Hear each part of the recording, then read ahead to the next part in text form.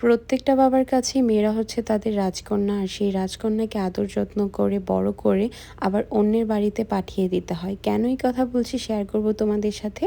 তাছাড়াও শেয়ার করব আমার ব্যস্ততম একটা সারা দিনের ব্লগ। তো চলো দেরি না করে ব্লগটা শুরু করা যাক। হ্যালো অ্যান্ড আসসালামু আলাইকুম, কী অবস্থা সবার? সবাই কেমন আছে? চলে আসলাম নতুন আরেকটা ব্লগ নিয়ে। সকালবেলা ঘুম থেকে উঠেই হচ্ছে আমি আমার বারান্দার গাছগুলোতে একটু পানি দিয়ে দিচ্ছিলাম। আমার না গাছে পানি দিতে অনেক বেশি ভালো লাগে। আমার গাছপালা জিনিসটাই অনেক বেশি ভালো লাগে। আমি যখন ঘুম থেকে উঠে সকালবেলা আমার বারান্দাতে আসি আর প্রত্যেকটা গাছের দিক তাকাই, ফুল ফুটে থাকে, আমার যে কী পরিমাণ শান্তি লাগে তা আসলে আমি বলে বোঝাতে পারবো না। যারা আসলে গাছপালা টেক কেয়ার করতে পারে এবং গাছপালা অনেক বেশি ভালোবাসে, তারাই একমাত্র এই ব্যাপারটা রিয়েলাইজ করতে পারবে যে গাছপালা আসলে একটা বাচ্চা পালার মতো। গাছপালা টেক কেয়ার করা যেমনটা শান্তি এবং ভালো লাগে, সেরকম আবার একটু কষ্টও আছে। এটা হচ্ছে আমার একটা লেবু গাছ, যেটাকে আমি টেক কেয়ার করছি, জানি না আদৌ আমি লেবু পাবো কি না, বাট স্টিল আমার অনেক ভালো লাগে। যাই হোক, আমি হচ্ছে সবগুলো গাছে খুব সুন্দর করে স্প্রে করে করে পানি দিচ্ছি। একদম ঢেলে পানি দেই না, আমি খুব কম দেই, বাট আমি স্প্রে করে পানি দেওয়াটা হচ্ছে সব সময় আমার কাছে ভালো লাগে। তো আমি সকালবেলা উঠেই হচ্ছে সবগুলো গাছে খুব সুন্দর করে পানি স্প্রে করে দিচ্ছি, আর এত বেশি সুন্দর লাগছিল, মানে অনেক অনেক ভালো লাগছিল। তো যাই হোক, আমার গাছপালা পানি দেওয়া শেষ করতে করতে অনেক লেট হয়ে গিয়েছে। সেদিন আমি গাছে পানি দিতে দিতে অনেক টাইম ওয়েস্ট করে ফেলেছি। আমার যে ক্লাস আছে, আমার যে বাইরে যেতে হবে, সেটা আমার একদমই মাথায় ছিল না। তো ঝটপট করে আমি হচ্ছে ব্রেকফাস্টের জন্য সেদিন আর কোনো কিছুই করিনি, জাস্ট আমি আমার নিজের জন্য কফি বানিয়ে নিচ্ছিলাম। আর এখানে হচ্ছে কিচেনের একটা সাইডে হচ্ছে আমি আমার কফি, তারপর কফি ম্যাট অ্যান্ড আমি যে কাপগুলোতে রেগুলার চা কফি খাই সেগুলো একটা কর্নারে রেখে দিয়েছি। আসলে আমার বাসার কেউই চা কফি খায় না, একমাত্র আমিই খাই। সেজন্য দেখা যায় যে আমি আমার মতো করে এগুলোকে গুছিয়ে রাখতে হয়। তো আমি হচ্ছে খুব সুন্দর করে একটা কফি স্টেশন রাখতে চেয়েছিলাম আমার বাসায়, বাট সেরকম কোনো জায়গা বা স্পেস নেই, সেজন্য কোনো কিছু করা হয়নি, বাট কোনো এক সময় ইনশাল্লাহ হবে। যাই হোক, আমি হচ্ছে বারান্দায় চলে আসি, একটু ওয়েদার দেখতে দেখতে খুব সুন্দর করে কফি খাচ্ছিলাম, আর হচ্ছে ভাবছিলাম আজকে আমার কি কি কাজ আছে, কি কি করতে হবে। সেদিন পুরো দিনটাই হচ্ছে অনেক বেশি হেক্টিক ছিল। তারপর আমি ক্লাসে চলে যাচ্ছিলাম অ্যান্ড ক্লাস শেষ করে বের হয়ে দেখলাম অনেক বেশি গরম ছিল। তো একটা মামাকে দেখলাম এই আইসক্রিমগুলো বিক্রি করছে। ছোটোবেলায় এই আইসক্রিমগুলো অনেক খেতাম, 1 টাকা 2 টাকা করে। ওইগুলো এত বেশি মজা ছিল, বাট এই আইসক্রিমগুলো এখন 10 টাকা 15 টাকা হয়ে গেছে, বাট টেস্ট আর আগের মতো নেই। যাই হোক, তারপর আমি বাসায় চলে আসি।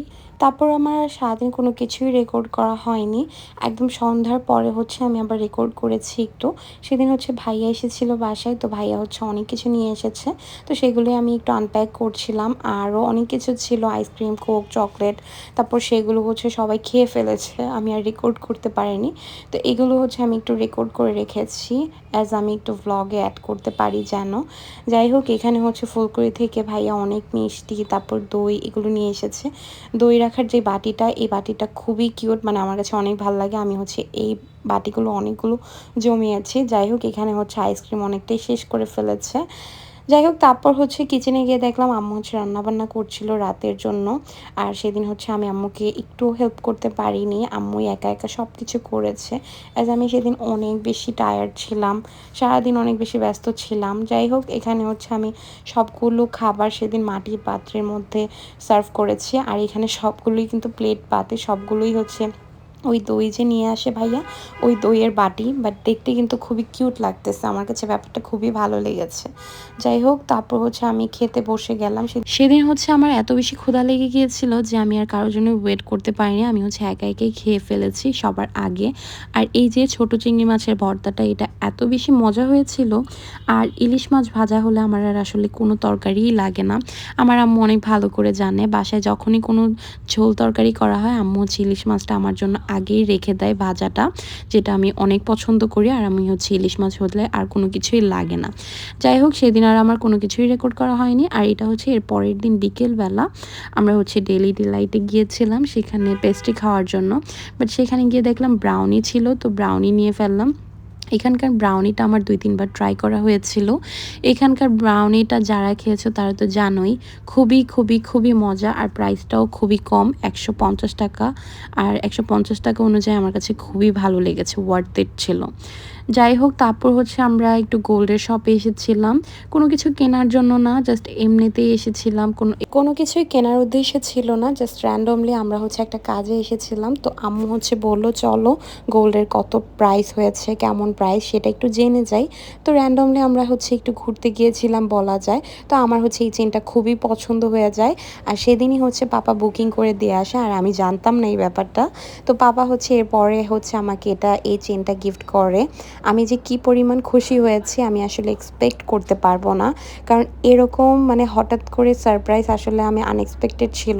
আমি জাস্ট এটা এমনিতেই বলেছিলাম আমার কাছে ভালো লেগেছে। পাপা হচ্ছে আমাকে এই চেনটাই গিফট করে ফেলেছে। আসলে বাবারা এমনই হয়, বাবারা হচ্ছে সন্তানদের সব আবদারই রাখার চেষ্টা করে মনে হয়। বাবাদের কাছে মেয়েরা আসলেই সবসময় রাজকন্যার মতোই থাকে। এই যত্ন লালন পালন করে যখন অন্যের বাড়িতে পাঠিয়ে দিতে হয়, এত কষ্ট করে লালন পালন করে, বড় করে, আদর যত্ন করে, তারপর আবার অন্যের বাড়িতে বিয়ে দিয়ে পাঠিয়ে দিতে হয়। এই কষ্টগুলো মনে হয় একমাত্র বাবা মারাই রিয়ালাইজ করতে পারবে। তো আজকে ভিডিওটা এই পর্যন্তই। আল্লাহ হাফেজ।